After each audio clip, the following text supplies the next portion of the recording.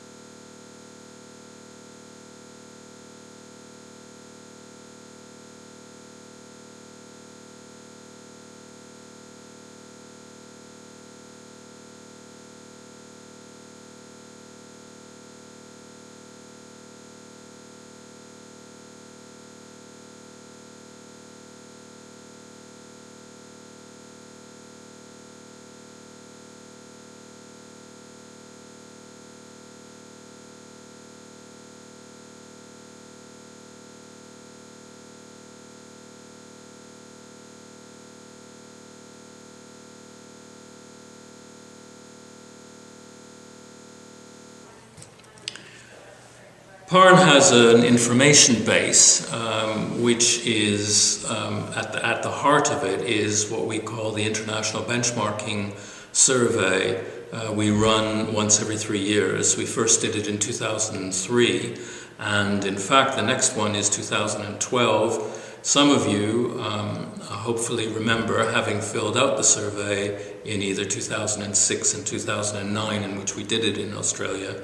And please be on the lookout for this autumn. It's coming to you for the 2012 survey, and we'd be very, very grateful. And I think it would be really, really valuable to you to fill it out, and you will, as a result of filling it out, receive a comparison between your answers and the overall sample's answers.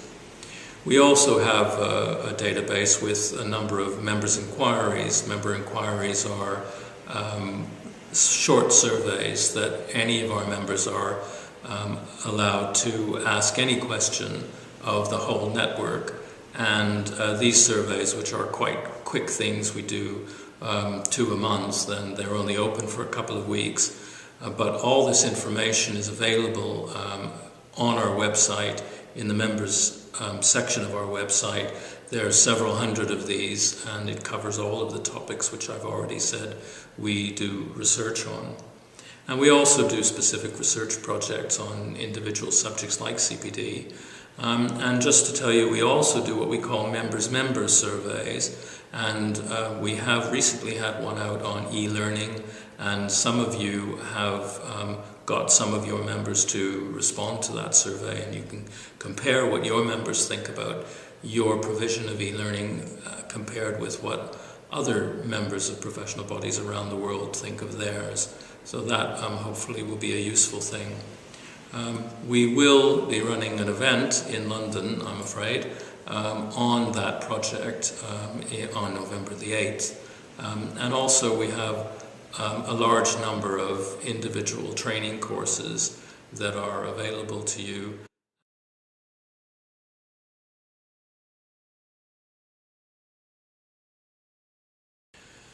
The book is written in a kind of mystery format, and the essential mystery that the book is attempting to explain and possibly to solve is that CPD is an incredibly important set of activities.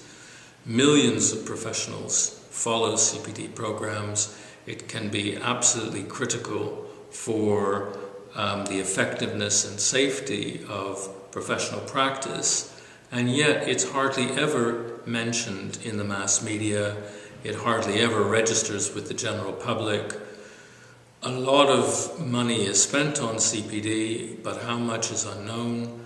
It rarely figures in government education policies, especially compared with policies towards young people.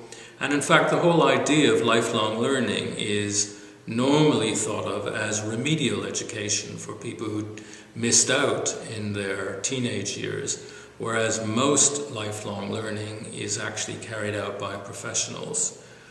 Research into CPD is relatively unsupported by research councils, and academics rarely look into it. So that's the basic mystery that we're trying to solve here. Why is it that this incredibly important, widespread, and resource-intensive set of activities hardly ever registers in the public mind?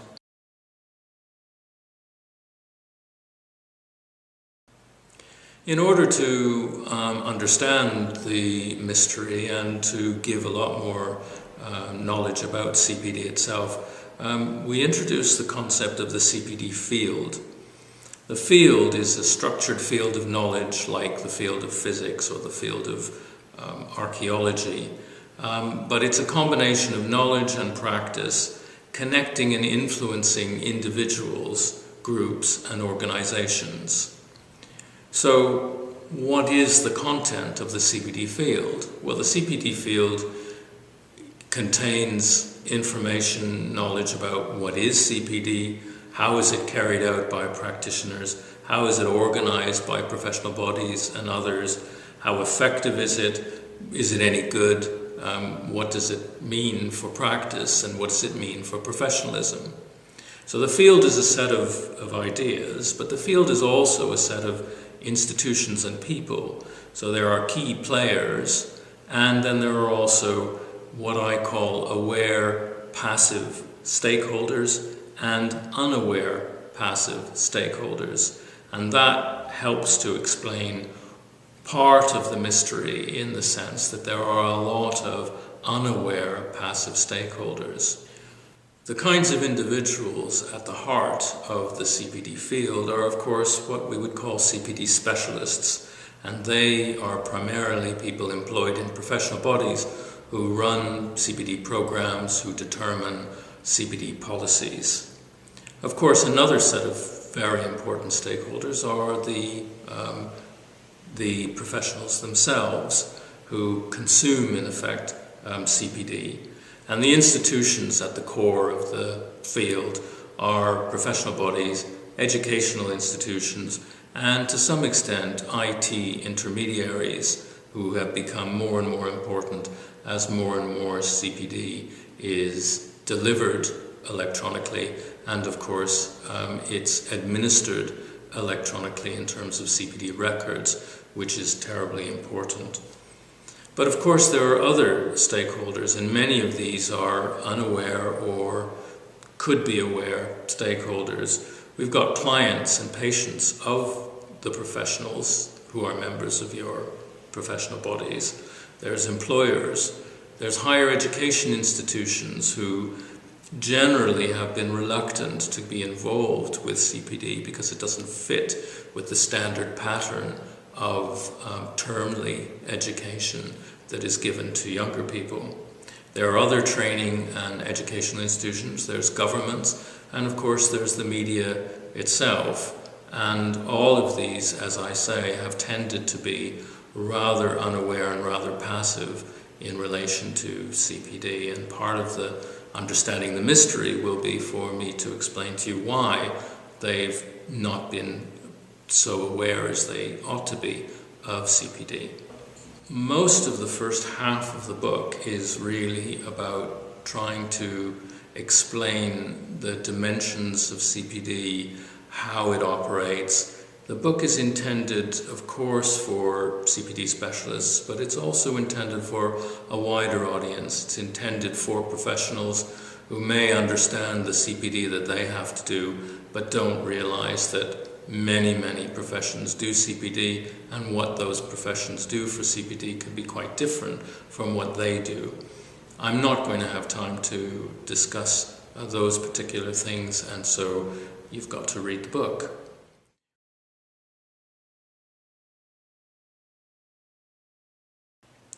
What I'm going to concentrate on is, on the one hand, what are the current trends in CPD that we can see right now? What is the future of CPD if those trends continue? And then what are some alternative scenarios for the future, and what might that mean for professional bodies? Let's begin with current trends. I'm going to talk about 7 different trends, obviously much more elaborated in the book. The first trend is more. CPD is still growing. More and more people are doing it. A lot of CPD begins as a voluntary program, and more people are voluntarily doing it. And more professional bodies are coming to realize that in order to be regarded as a professional body, you have to have a CPD program. It has to be credible, which means there needs to be more and more resources put behind CPD. So the field as a whole is actually growing. That's the first trend. The second trend is towards more compulsion, which obviously feeds into CPD becoming more and more popular and the field being bigger and bigger. Now, there are some statistics that we have on that. If you have a look on page 95 of the book, and if you have a look at the slide that I'm about to show you, you will see that in the UK, in the period between the 2003 and the 2009 international benchmarking surveys, the amount of professional bodies that have a compulsory CPD policy grew from 13% to 27%, and in Australia between 2006 and 2009 between 26% and 43%. The third trend is towards increasing involvement of regulatory bodies, and that in part is similar in effect to the rise in compulsion, because regulatory bodies tend to have a compulsory CPD policy. But it means also that there is an element of confusion developing in the CPD field between the role of the professional association and the role of the regulatory body in developing and supporting CPD. As you can see from the chart, there are a large number of things that professional bodies can do to support CPD. I've designed that chart on the one hand to have a wheel which follows the standard CPD cycle of plan, activity, evaluate and reflect, and overarching that are a set of other functions which are affect the overall CPD program. And among those things, there are a number of them that could be taken on either by a professional association or by a regulatory body. Who does what is gradually being worked out at the moment. Trend 4 is about the development of structuring CPD and new forms of monitoring, particularly in terms of audit, where there is a compulsory sample or even the full audit of what people do. I won't talk any more about that, and the other one I won't speak too much about, which is new technologies to support CPD. Those things you could follow through looking at that chart about all the different things that can be done in order to support CPD. But the next one I think requires a bit of explanation, and that is the move towards output measures. Most CPD policies began with the presumption that CPD would be measured by number of hours. And of course, as I know most of you realize, people just showing up for CPD events doesn't necessarily mean they've learned anything. And CPD has gained a rather bad reputation as a tick box exercise based on this form of measurement. So there's been quite a bit of pressure towards output measures. And as you can see from the model that we've developed, which is available on page 103 in the book, Following the CPD cycle of plan, action, outcomes, and reflection, we've developed scales of output measures on each of those. In a sense, each is a scale of, perhaps you might think of it as outputness for each of those dimensions. And there is quite a bit of explanation in the book about how these scales are made up. But the basic trend is that not only has there been a switching from input to output, but also there has been an increase in what I would call outputness.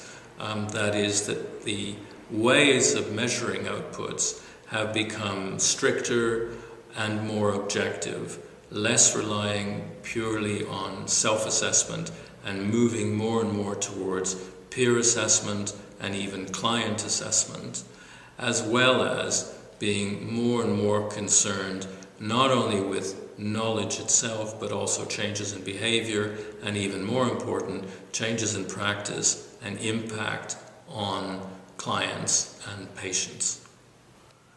On pages 135 and 136, there is evidence of the increase in output measurements, particularly in the UK, less so, I must say, in Australia, and also the changes in evidence gathering based on each of the steps along the CPD cycle.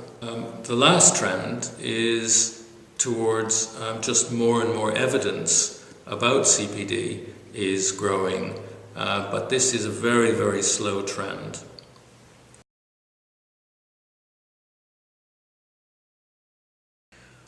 Okay, well, those are the trends. What will the future for CPD look like if these trends continue into the future?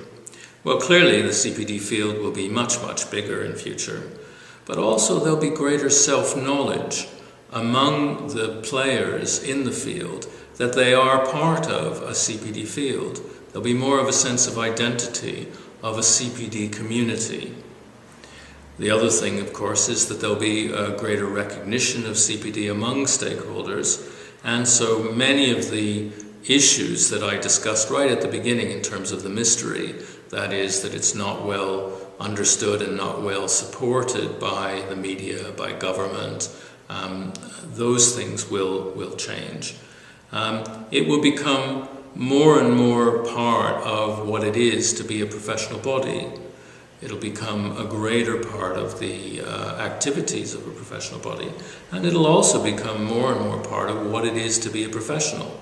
That is starting to change.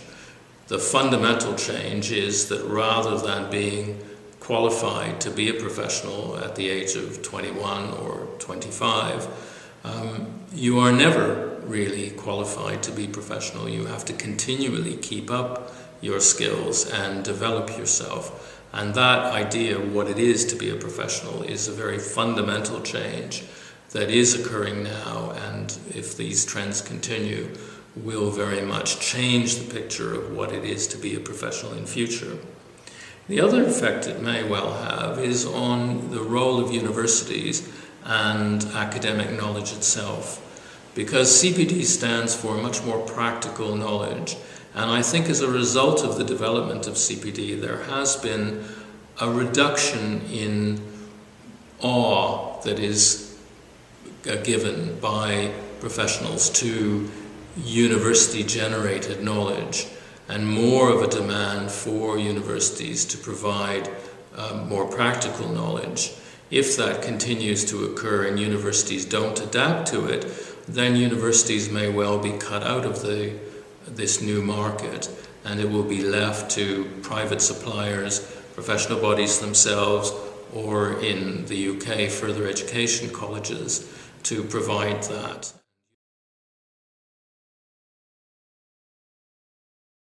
Now that future is a very positive future for professional bodies. They will become more and more important, and they will help to change towards this new idea of what it is to be a professional. There are alternative futures. At the moment, CPD is very much centered on professional bodies, their policies, but it need not be, and one can see seeds of alternative futures at the present. The alternative futures are that CPD may well be focused not on professional bodies, but number one, on employers, number two, on universities, and number three, through government control. Employers do learning and development programs. They evaluate their staff based very often on these learning and development programs in terms of their career within the employer, and it could well be that this kind of activity will be substituted for CPD, even for professionals who happen to be working particularly for large employers. That's one alternative future. A second alternative future is that universities do adapt to the coming of CPD and take it on in a very serious way, which may well cut out professional bodies. And universities will try and maintain a continuing relationship with their graduates beyond the usual alumni activity, which is basically to try and gather donations from them. But instead, individuals will be tied to universities throughout their working lives. The third alternative is that CPD becomes part of government requirements, much like education for young people is a requirement and will be run according to the dictates of whatever political party is in power. Now, these are not necessarily futures that you would prefer, and I would suggest that unless some of the problems connected with the mystery of CPD are solved, it may be that the initiative for CPD will slip from professional bodies to these alternative sources.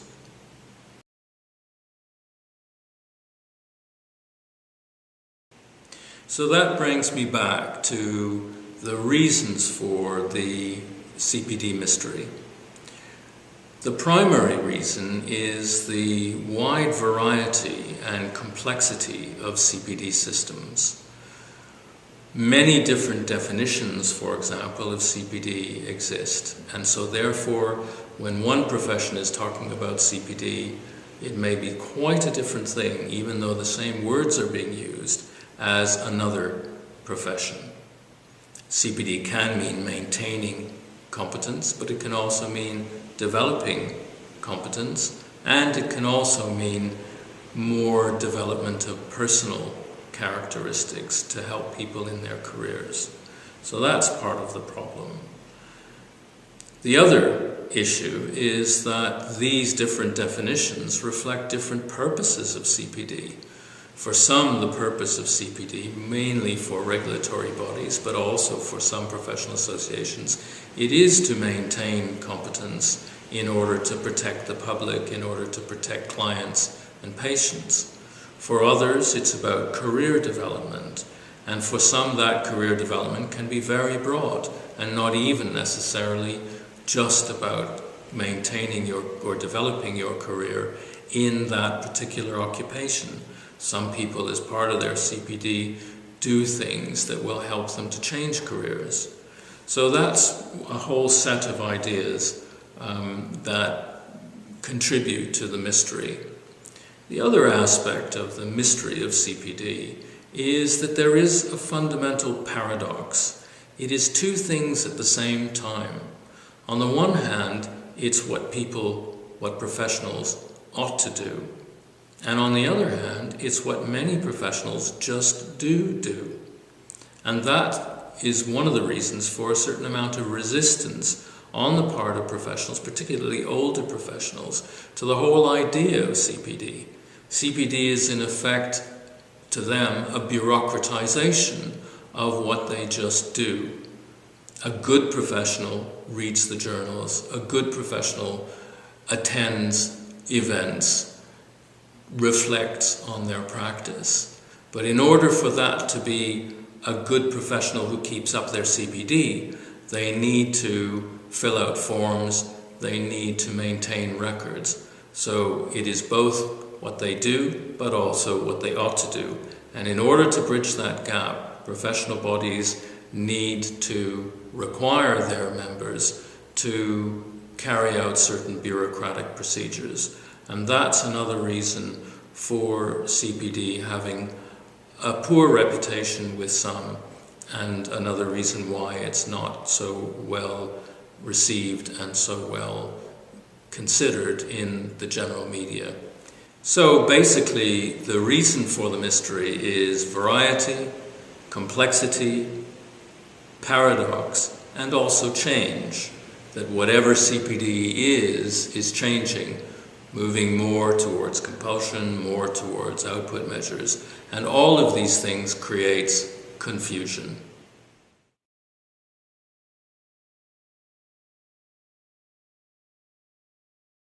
What can be done about this mystery? How can it be resolved? Well, I would suggest three things could help.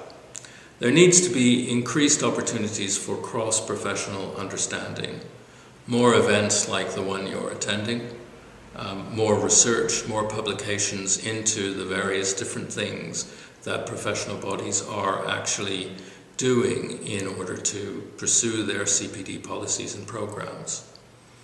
The second is efforts at standardization. Now, I don't think it's standardization from the top.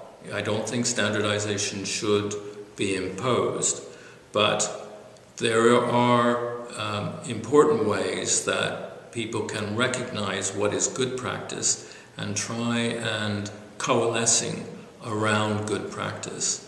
So more research into what is good practice and more ways of suggesting to different professional bodies that they ought to develop their programs in that direction. And the third thing, which in a way is a summary of the other two, is we need to develop the language of CPD. The problem at the moment is the confusion is caused by the fact that words are being used to mean different things. We need more standardized definitions. We need people to be speaking the same language.